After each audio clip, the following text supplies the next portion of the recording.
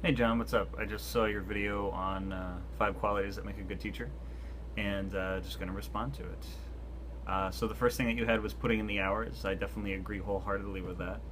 I even put that one in my video. Um, I think putting in the hours is extremely important, and there's a lot of hours to put in. As I said in my video, a lot of people think teachers just put in, like, they go in at like 8:30 and they're done at 3 or 3:30 and they go home and relax, and it's just not true.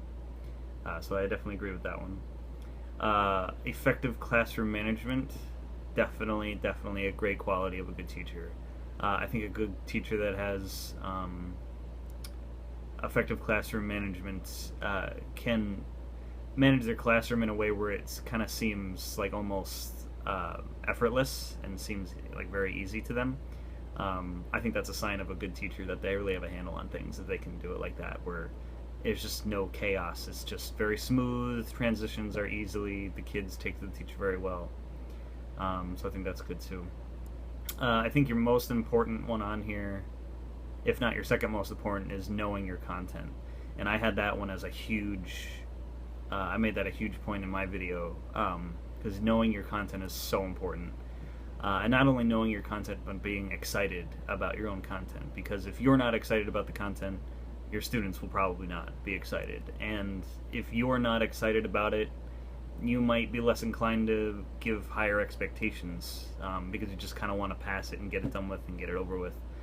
Um, but yes, knowing your content is definitely huge and important, because your students are going to have questions. And if you can't answer at least most of those questions, they're probably going to pick up on the fact that you don't know what you're talking about, which leads to having them have less respect for you as an educator.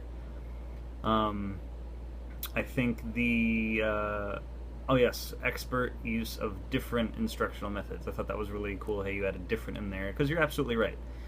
We are learning lots of different ways to instruct our students, and I think it's very good to have have a lot of options when it comes to presenting content to our students. And like as you said, we're in this class learning all different forms of technology, and hopefully we'll be able to use this in our classrooms, and the students will probably be fluent with it already. So it's good that we're learning this as well.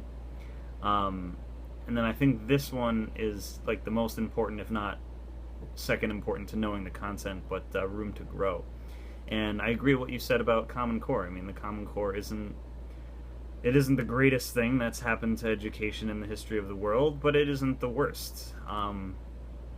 It has some good aspects to it. I do like the math part of Common Core, how they want students to actually understand what they're doing, and just not just thinking that like some of the math is magic. That they want our students to explain the math. They want students to explain what they're doing, and I think that's important too.